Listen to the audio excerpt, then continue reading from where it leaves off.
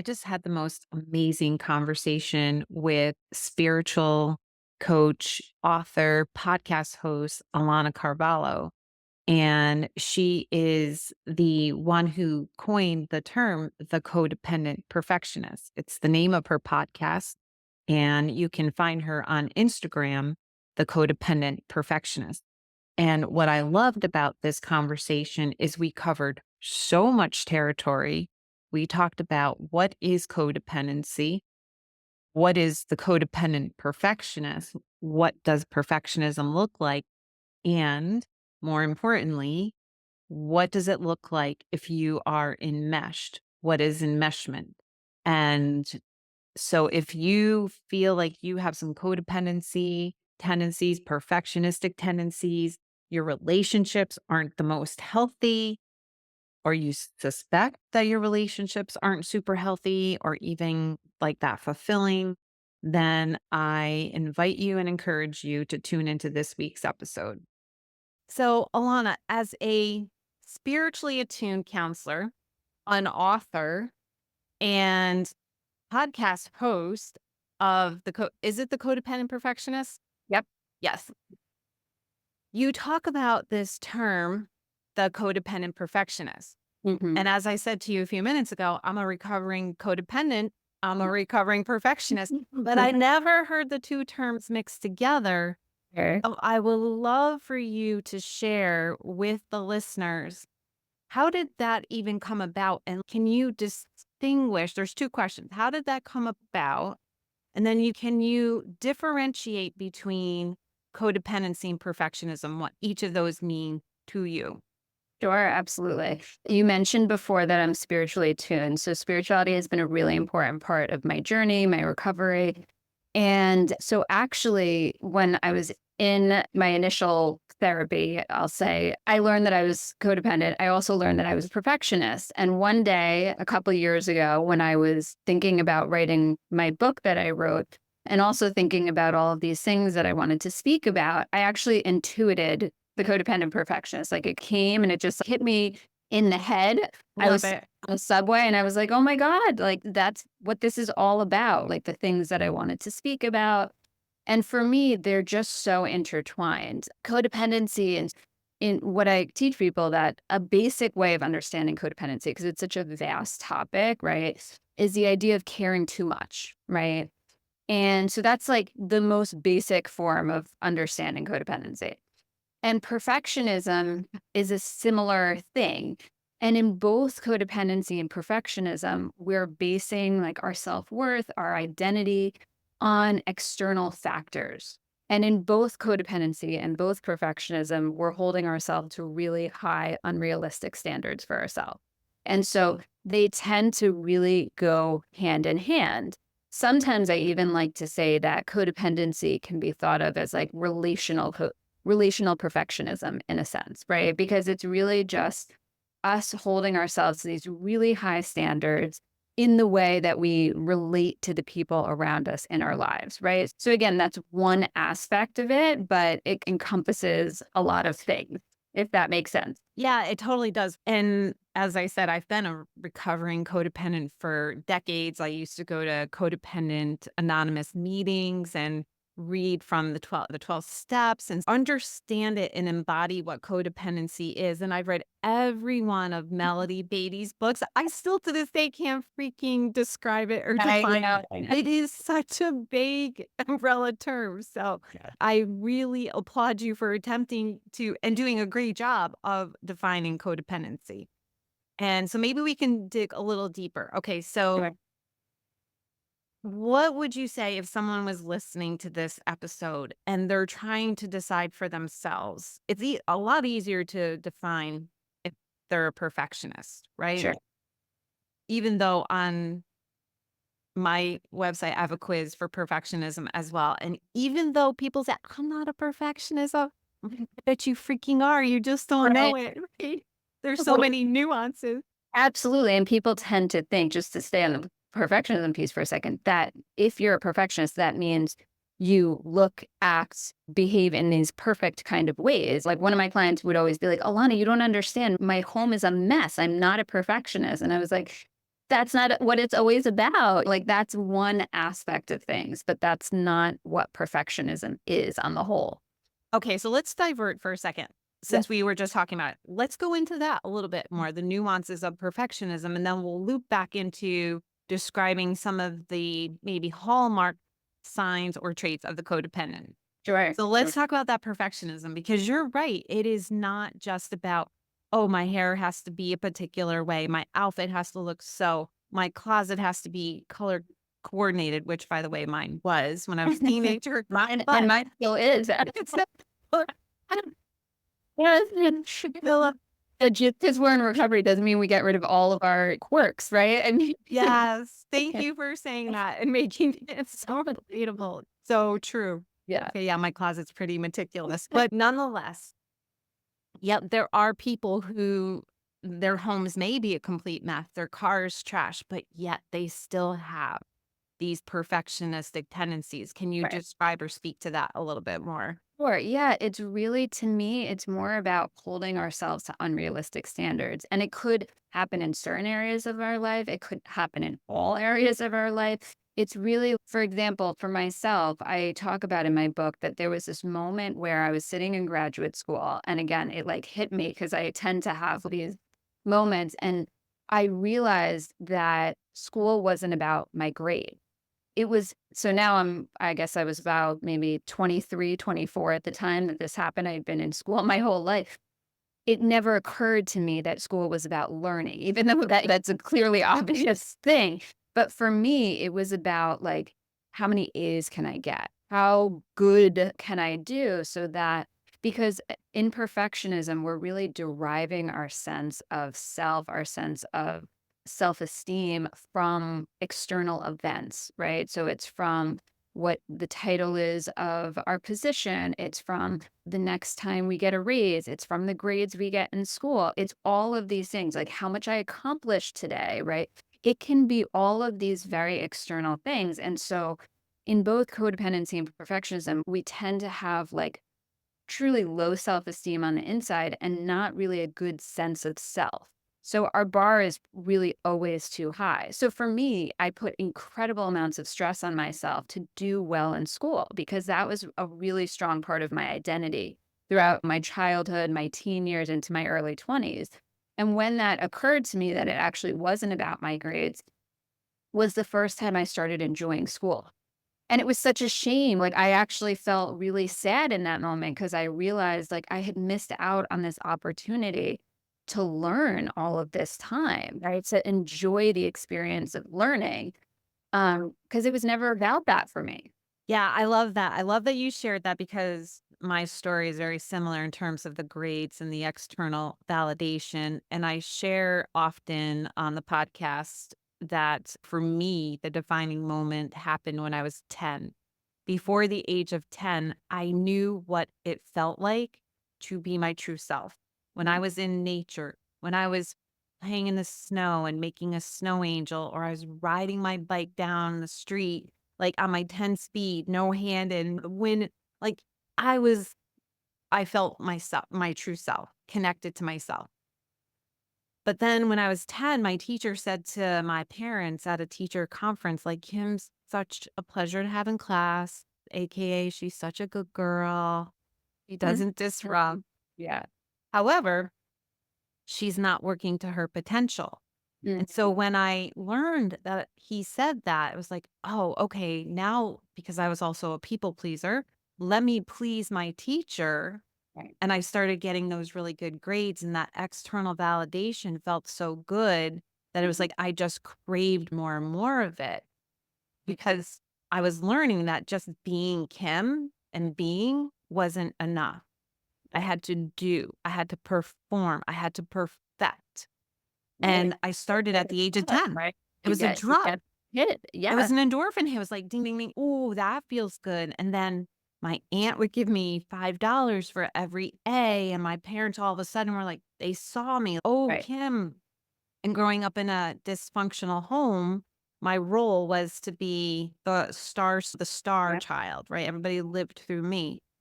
And all of this was unbeknownst to me. I didn't know that this was happening, but it was a pattern that played out for a really long time. And what I often like to describe or say, and I wonder what your thoughts are as far as the perfectionism, is that for so long, and sometimes it can still creep in, that there's this feeling of I have to have the pedal to the metal Mhm. 24/7, Oh, yeah. internal pressure to just do, go, be a human doing, not a human being. Mhm. And it's in order to just like rest and just be in my skin and Yep. doing nothing can feel so freaking uncomfortable sometimes. Mhm. And I have to be Absolutely. very mindful. Any thoughts on that?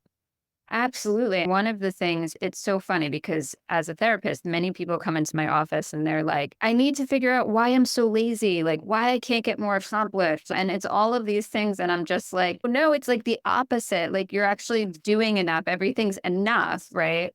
You're just holding yourself to these standards that are beyond like what is realistic, right? So one of my clients actually brought in this story to me, and I often share it with other people because I think it's so great. But he himself was a perfectionist, and he went to see this speaker who's this highly successful person, and he was like, "Oh, I can't wait to learn like all of these like success tips of how I can get more accomplished and all this stuff." Right? And he said the speaker starts, and he's, I guess you all want to know what my key to success is. And everyone's listening. And he says, I'll tell you, I set my bar so low each day that I just jump right over it. And I'm like, wow, like that's actually, it's not that we all should just not be motivated and not do much. I will tell you, like, in my perfectionism recovery, even though people don't believe it, I actually get more, way more done. It feels great. People think that if you let go of this, like, these high standards and all this stuff, that suddenly you'll stop doing things. And that's not what happens, right? If we lower the bar for ourselves, it's that we take down the pressure, right? We take down the stress around it. And so what happens instead is that we just feel better about ourselves and then we can do more, right? And it all starts to just feel very different because it's not about deriving our sense of self esteem from what we're doing, right? It's about, I'm doing this because I have the energy for it, or it feels really good, or this is what I want to do today, or whatever. It's not, I have to check off all of these things because if I don't, that means I'm a lazy person, or that means I'm not accomplished enough, or whatever the thing is we have for ourselves, right? So I really like to help people work on that. And I do find that we actually become more motivated when we can push ourselves with our limiting beliefs around these things. 100%, because part of what I think you are describing there is that when we are putting so much internal pressure on ourselves and really we're cutting off from our true self, right? We're not tapping into our bodies, we're not tapping into our spirits. There's this external push to go. And so when we do that, we're abandoning our true selves when we do that. So when we abandon our true selves, then there's this sense of, I think we actually end up procrastinating because we feel like we just can't keep achieving this high expectation that you mentioned, and we're abandoning ourselves. So we feel like shit on the Mhm. inside. And then it's a domino effect. Okay, I'm pushing too hard. And none of this is probably on a conscious level, all Right. subconscious. Right. So I just, you know what? I'm not going to do it. And you go into all or nothing, right? The perfection Yep. goes into all or nothing. Yes. But I firmly believe that no matter what, that at the end of the day, I could never go to doing nothing. Mhm. Number 1, there's a part of me that would just never allow myself to just be like a total, like, I don't know what people are afraid. I do know because I used to be afraid that I Mhm. would be that lazy person that sat on the couch and ate bonbons all day long. Right. Right. And that will never happen. But what you're saying is so beautiful, that when you come from a place of inner self-worth, Mhm. inner abundance, and you come from that energy, Mhm. and you're flowing more, you do get more done. You do accomplish, and you have actually more energy. Yes. Yes, absolutely.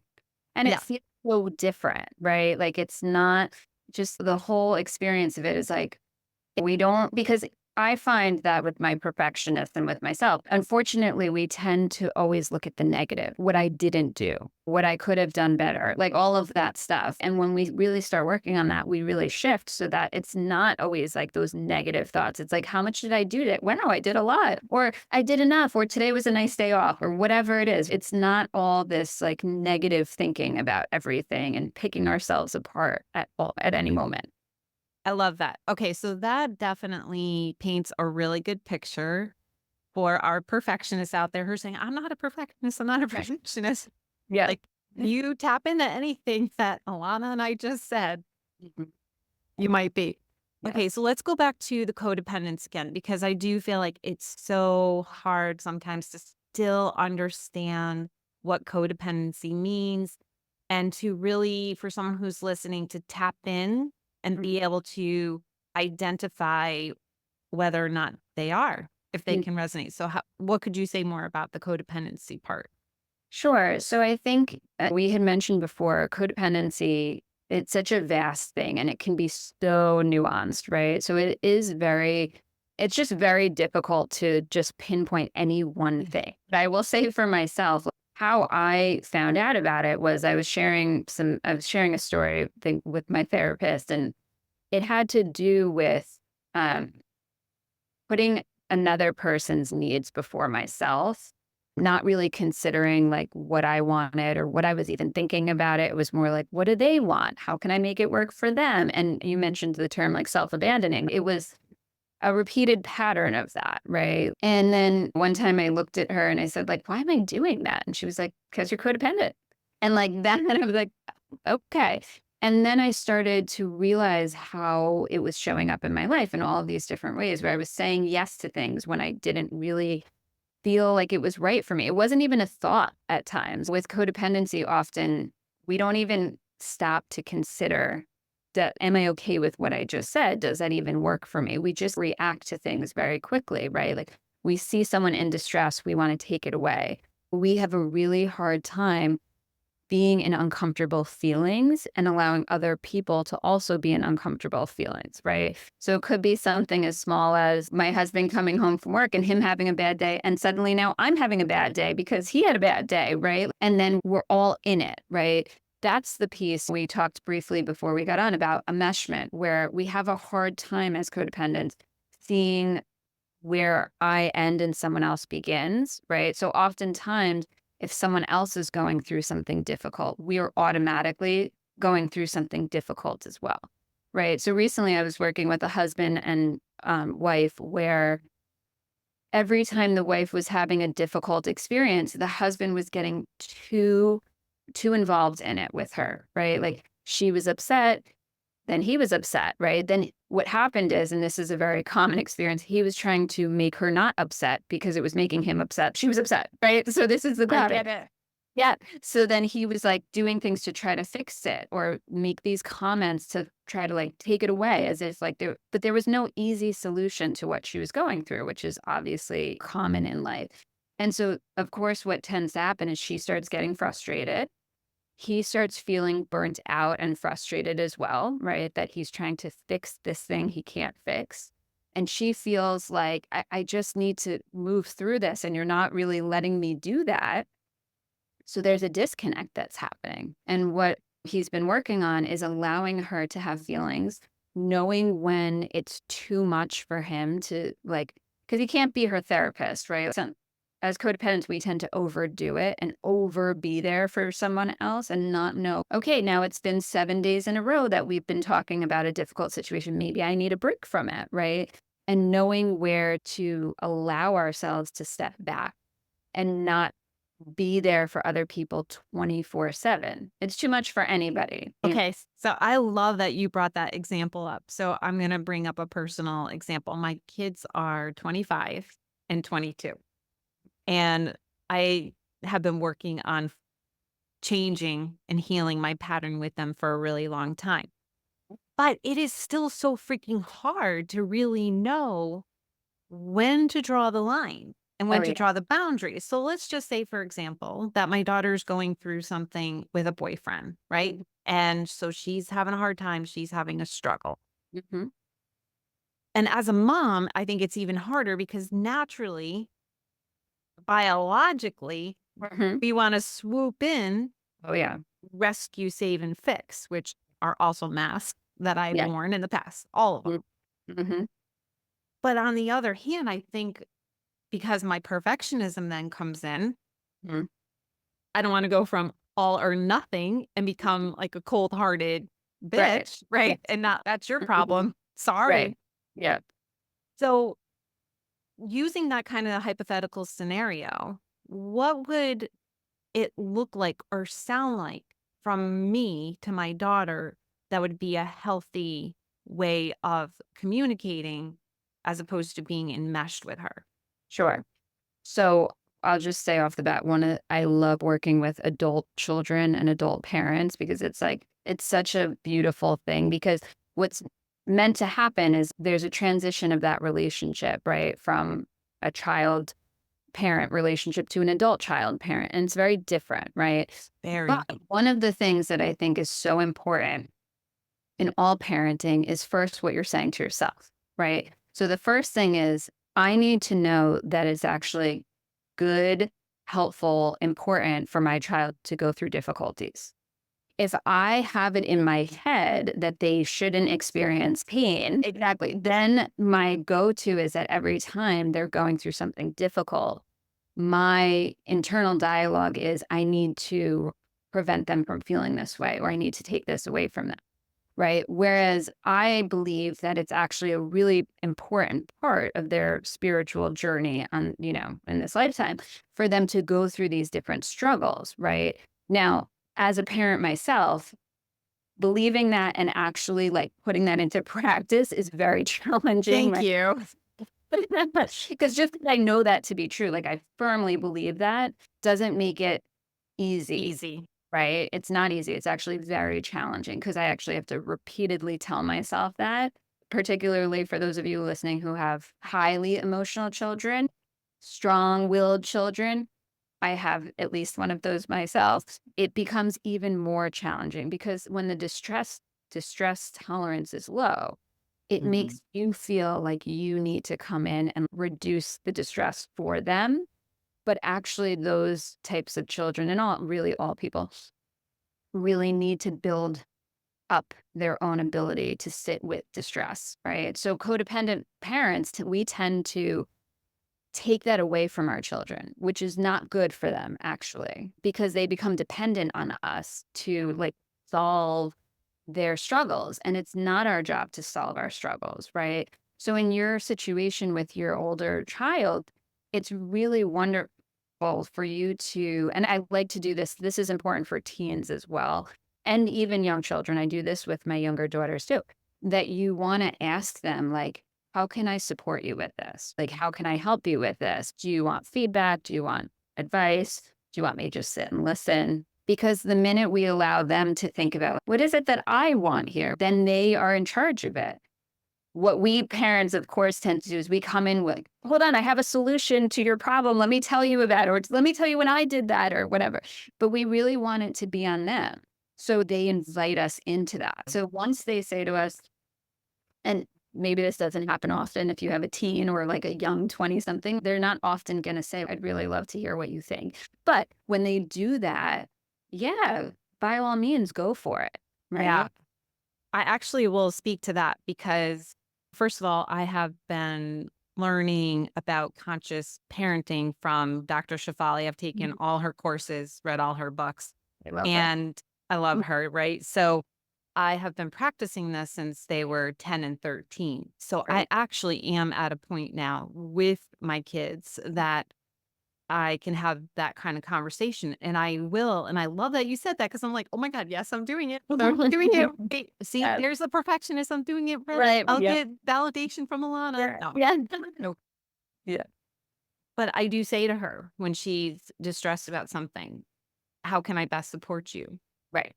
Or do you Abs- just need to vent right now, or do you want feedback?" And Yeah. I can't tell you how many times that she does ask for my feedback, Oh, lovely. which Love. is really amazing at this point. There Yeah. was a time when she was a teenager and we were in the throes of family therapy that she Mhm. didn't. And it's because my energy was so different. I came Yeah. in with that energy of having to fix. And Right. you're so right, because when I step in and I knew it, but I still couldn't do it. Then when I step in and say, let me tell you how you Mhm. can fix this, Yeah. I'm telling them that they're not capable of Absolutely, right? doing it. I'm Yeah. clipping their wings. Yes, that's where we start robbing them of their own self-esteem. Like every time, and this can happen in small ways. Trust me, this is my inclination. So I get it. Like I want to do the thing for my kid. I want to open the bag for them when they're struggling to open the bag. Like I get it. It's like minor ways to like obviously much larger ways. But literally every time we do something like that, we're sending them a message. You can't do this. I need to do it for you. And it does rob them of their self-esteem. And that's not what we want for our kids. We want our kids to feel like, I got this. I could Yeah. do it. So the more encouragement we can give towards that, I know you're going through a tough time and I know you got this, right? That helps reinforce to them like, I can do this. And I'm here and they know that they can reach out for support. In my own codependency, I can be very extreme, and this is common in codependency, where I just will do everything myself. I'm not asking for help. I don't want, nobody needs to help me. I'll just figure it all out. And then maybe at some point, I'll let one person into this thing, right? But when we help our kids like figure out how to let support in and when not to use it, that is actually helping them find like such a beautiful balance where they're not being hyper independent. Like, I have to do everything myself because nobody's going to help me. And they're not overly dependent where they're like, I can't do anything. I do need my mom to figure this out. We're helping cultivate this in between place that helps them know like support is necessary at times, but it's not necessary all the time. So when do I need it and when can I pull back? That is beautiful. I love that. And I have one of each. My son is hyper independent and my daughter can be hyper dependent. Now, both are learning to balance that out Right. because they just are. So that's beautiful. I feel like, honestly, I'm being 100% honest. I feel like I could talk to you about this for another 2 hours. For sure. Yeah. I love this topic, and we are just like hitting the tip of the iceberg on talking about codependency.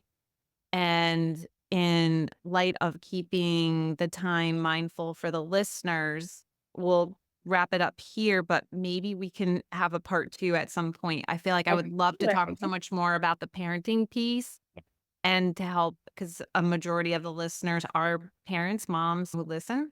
So maybe we can do a part two and go a little bit deeper in terms of showing them some ways that they can start to tackle this.